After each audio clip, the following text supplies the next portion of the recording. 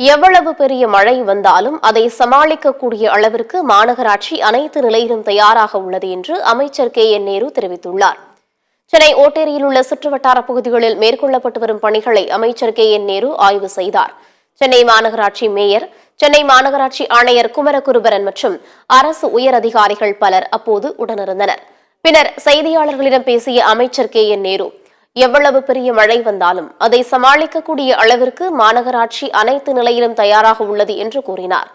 மேலும் வெள்ள மீட்பு பணிக்காக 101 படகுகளும் 18,500 தன்னார்வலர்களும் தமிழக அரசோடு தயார் நிலையில் இருக்கும் நிலையில் இனி மழைதான் வர வேண்டும் என்று அமைச்சர் KN நேரு தெரிவித்துள்ளார்.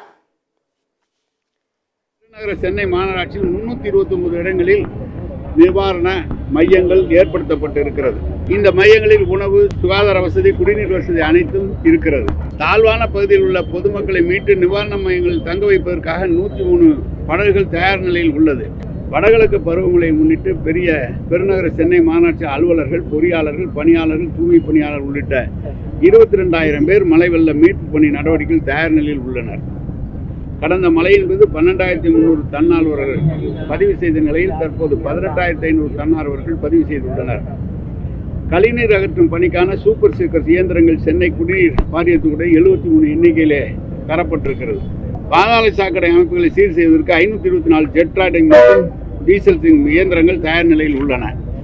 இனிமேல் நாங்கள்லாம் தயாராக இருக்கணும், மழை வரணும், அது ஒன்று தான்.